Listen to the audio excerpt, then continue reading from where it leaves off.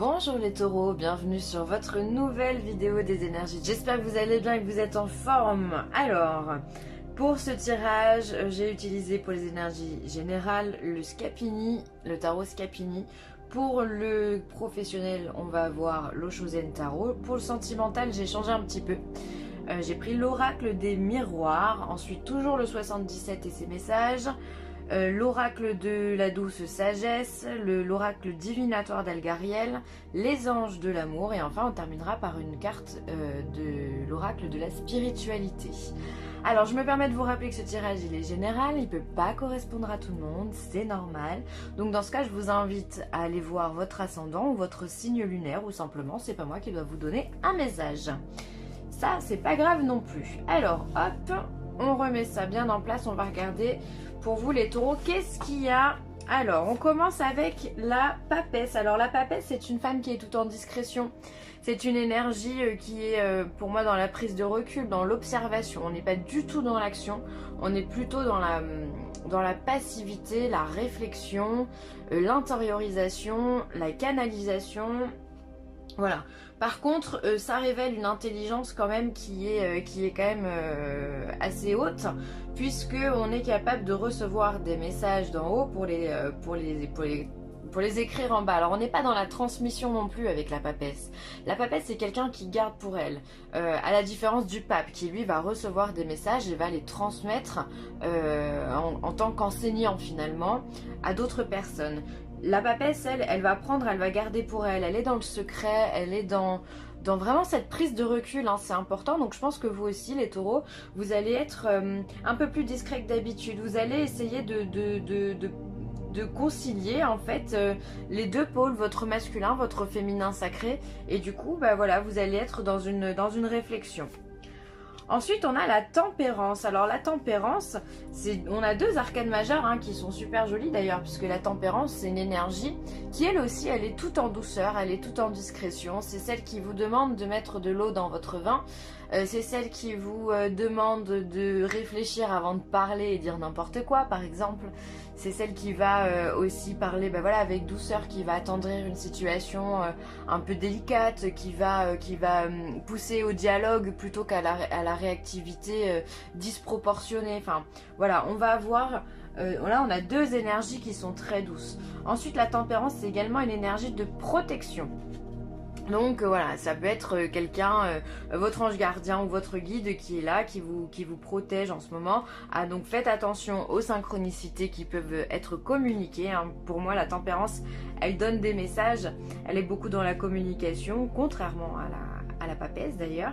Et donc faites attention aux synchronicités. Une synchronicité, c'est quoi? C'est un message...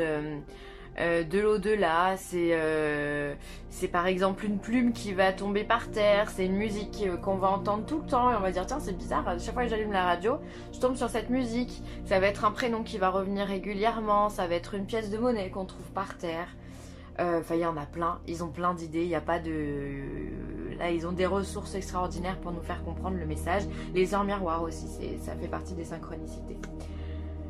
Alors, et ensuite on a le le roi de bâton. Alors, c'est vraiment des énergies, c'est pas n'importe quoi hein, que vous avez là comme énergie, les taureaux, puisque le roi de bâton, lui, c'est quelqu'un qui est dans la maîtrise de ses émotions, exactement comme les deux cartes précédentes. C'est-à-dire que justement, la tempérance, elle va faire en sorte de calmer une situation bouillante, en ajoutant quelque chose d'un peu plus froid, quelque chose voilà, qui pourra refaire descendre la température. La papesse, elle va se contrôler, elle sait des choses mais elle va pas le dire, d'accord? Et là on a le roi de bâton qui lui va pouvoir parler mais qui va aussi être dans le contrôle physique de ses émotions. Pour moi c'est vraiment l'expert dans les arts martiaux par exemple, vous voyez? C'est vraiment un sage qui ne va pas s'emballer, c'est... pardon... Un sage qui va rester toujours neutre, toujours à l'écart, qui va pas faire de pas de côté, parce que voilà, il sait que toutes les situations ne méritent pas d'avoir de l'intérêt et de l'importance. Donc du coup, quand il va se sentir un peu gêné, il va prendre du recul. Donc vous allez être hein, dans cette... là pour le coup, le mot d'ordre hein, qui ressort par rapport à ces trois cartes, ça va être la prise de recul. Vraiment, c'est l'expression que je pourrais donner à... Le titre que je pourrais donner à cette vidéo, c'est la prise de recul pour vous. Bah écoutez, c'est très bien. C'est de la sagesse tout ça, c'est de la sagesse. Allez, on va regarder le professionnel. Alors, on a l'intensité, la compréhension et au-delà de l'illusion. Alors, peut-être que vous avez un poste qui est assez prenant. Ou en tous les cas, peut-être que votre patron vous demande ou vous donne de plus en plus de responsabilités. Du coup, vous vivez ça à 300 à l'heure. Et voilà, il y a de l'intensité dans ce qu'on vous donne, il y a de la pulsion, il y a de l'énergie. Je pense que vous faites les choses avec bon cœur parce que de toute façon, bah, en tant que taureau, vous aimez faire les choses bien. Sinon, vous ne les faites pas du tout. Vous n'aimez que ce qui est bon. Sinon, le reste, vous le laissez aux autres, hein, c'est pas pour vous. Donc, vous vivez les choses avec passion, hein, je dirais, au niveau du boulot. Et en fait, vous êtes dans la compréhension aussi peut-être d'un... peut-être qu'on vous donne aussi accès à des choses... Ben, je sais pas pourquoi, mais j'ai l'impression qu'on vous donne des responsabilités. Et au-delà de l'illusion, pour moi, ça voudrait dire, on regarde au-delà Enfin, on est dans le concret, quoi, d'accord? Au-delà de l'illusion, l'illusion, c'est un rêve, c'est une idée qu'on se fait. Et là, on est au-dessus de ça, donc finalement, on est dans le concret, c'est-à-dire qu'on voit la réalité. À mon sens, c'est ça. Et donc, si on vous donne accès... Ah mince, la petite bougie, elle s'est éteinte. Bon, ben, c'est pas grave. Si on vous donne accès à des choses qui sont dans la réalité, elle est en train de m'enfumer, je m'excuse, hop là. Si on vous donne des choses qui sont dans la réalité, c'est que on estime que vous êtes capable de pouvoir assumer ce poste-là, d'accord? La compréhension, pour moi, ça va être la carte qui va vous dire que vous êtes intelligent, que vous comprenez les choses correctement, vous comprenez ce qu'on vous dit, vous comprenez vos missions, enfin votre mission, vous comprenez le sens de la hiérarchie, enfin voilà, vous avez tout ça au niveau professionnel. Donc pour moi, au niveau pro, ça roule, hein, ça roule, ça va bon train, même j'ai vraiment l'impression qu'on vous donne beaucoup plus de choses à faire, ou alors c'est une période un peu particulière peut-être dans votre travail où on vous demande de faire un peu plus et quelque part ça vous excite, ça vous stimule, hein.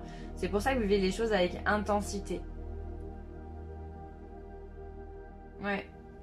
Alors après l'intensité aussi, elle peut être à sens inverse, dans la mesure où justement vous n'aimez pas du tout ce que vous faites et pour vous c'est quelque chose qui vous rebute, quoi, que vous détestez, d'accord?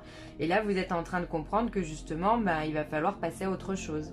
Il va falloir arrêter de se faire l'idée que vous pouvez être dans cette société ou que vous pouvez avoir mieux que ce que vous avez. Voilà, il va falloir arrêter de se faire cette idée-là et il va falloir passer à un changement, à faire du concret. Je pense que les deux résonnent.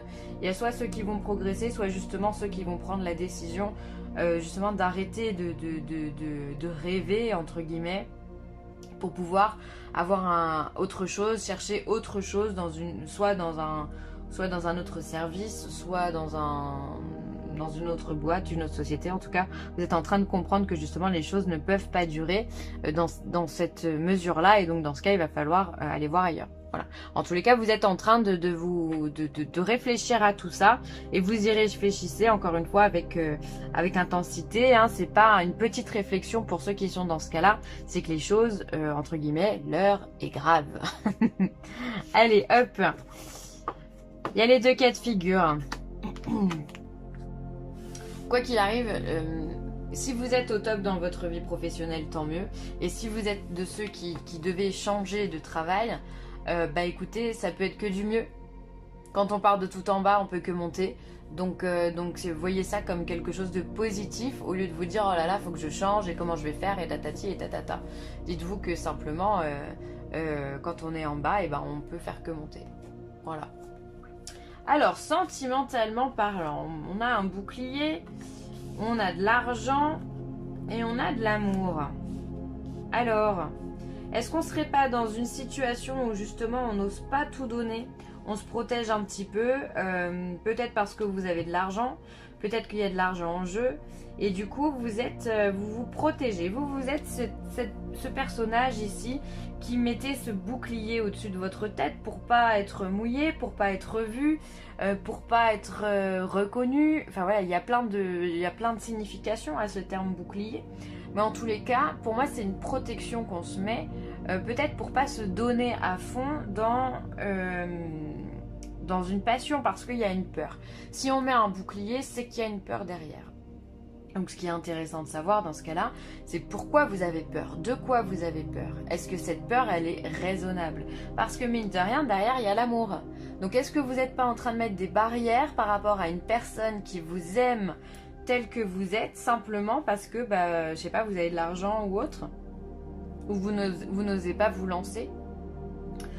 Ça peut être le cas pour certains d'entre vous. Ensuite, il peut y avoir aussi le cas...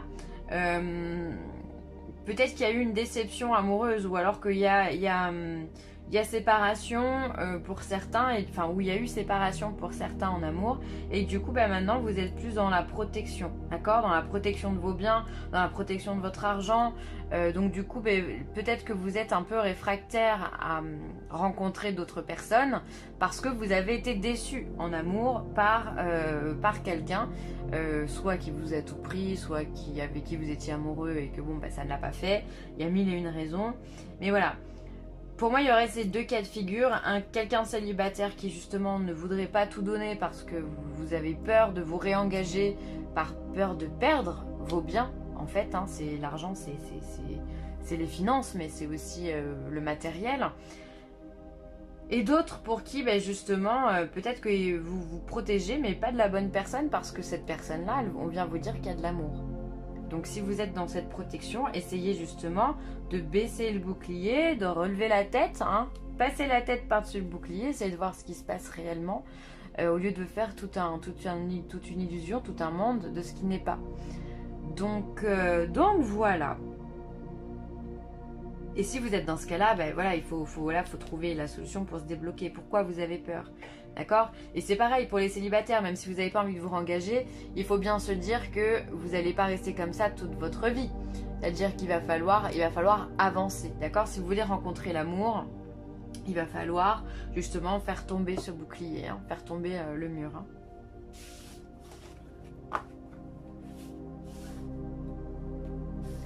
Alors, le 77, que nous dit-il? Alors, on est dans un chemin. On est en période de chance.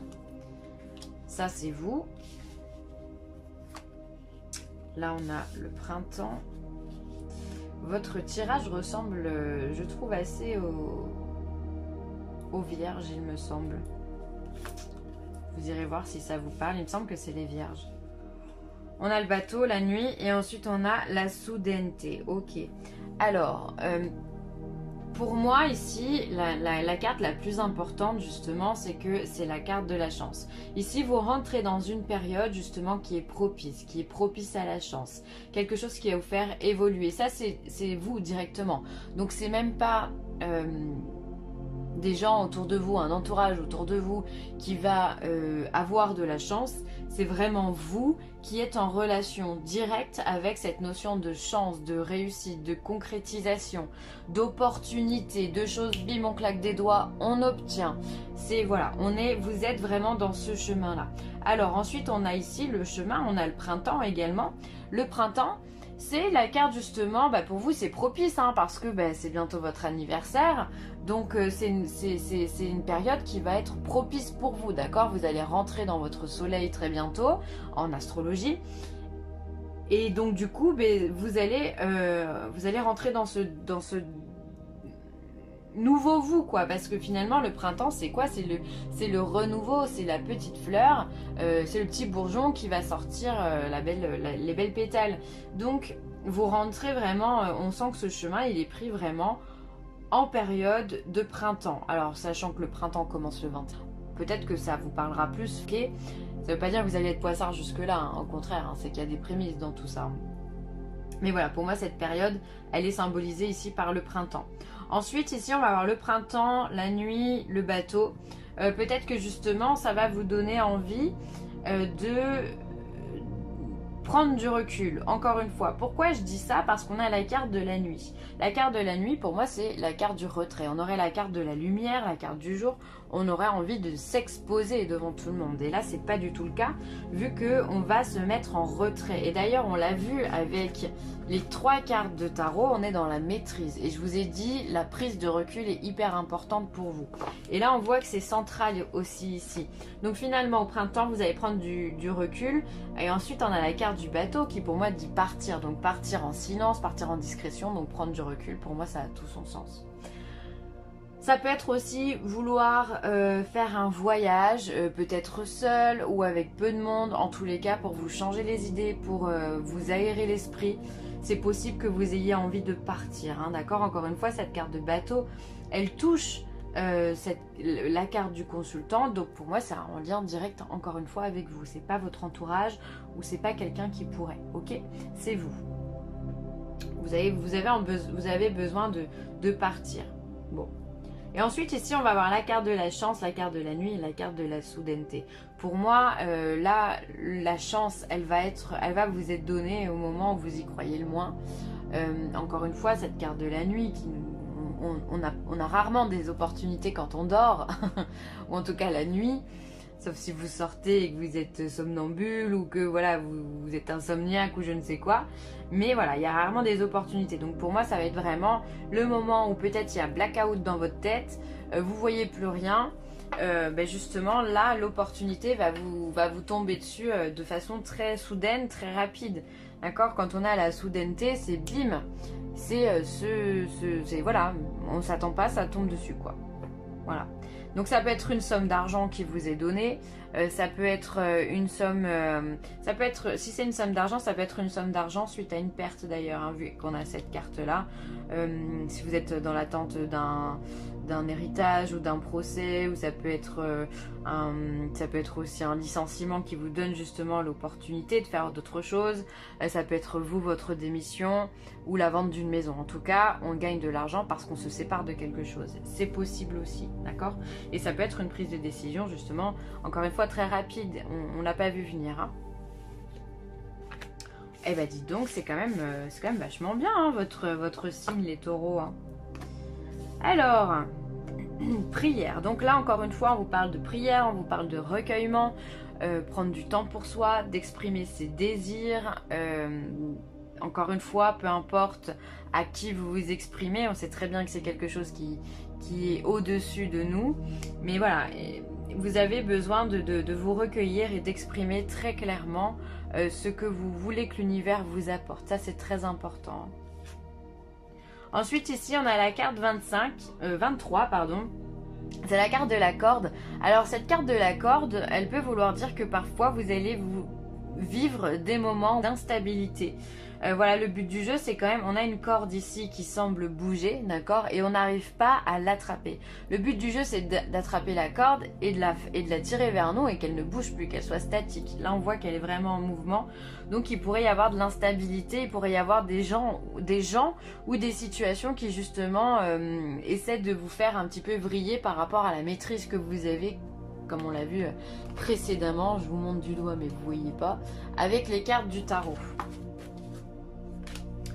Ensuite, faites un effort. Ah ben là, pour le coup, ça résonne avec les cartes précédentes. Le grand amour vaut bien le respect des étapes pour lesquelles vous devez passer.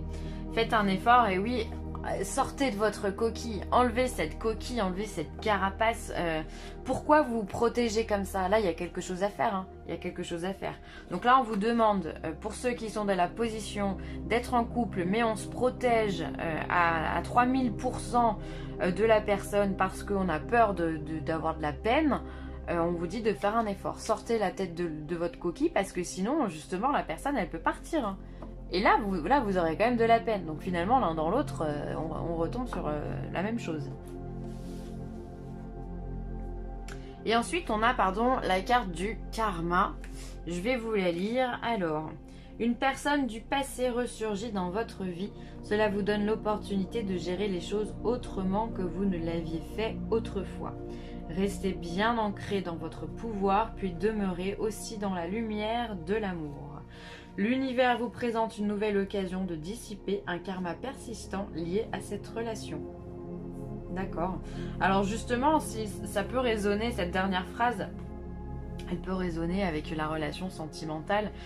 Peut-être qu'effectivement, le fait de rencontrer une autre personne et d'avoir cette protection-là, vous allez enlever vos peurs, vos doutes, d'accord? Vous allez faire un effort et vous allez enlever vos peurs et vos doutes et justement, eh bien, vous allez casser la loi du karma et qui fait que vous revivez ça encore et toujours.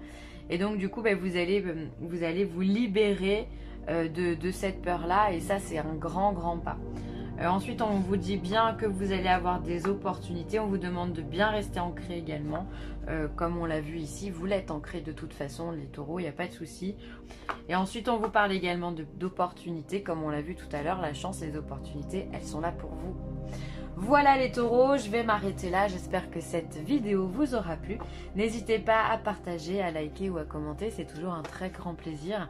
Je vous embrasse très très fort et je vous dis à très vite. Bye les taureaux.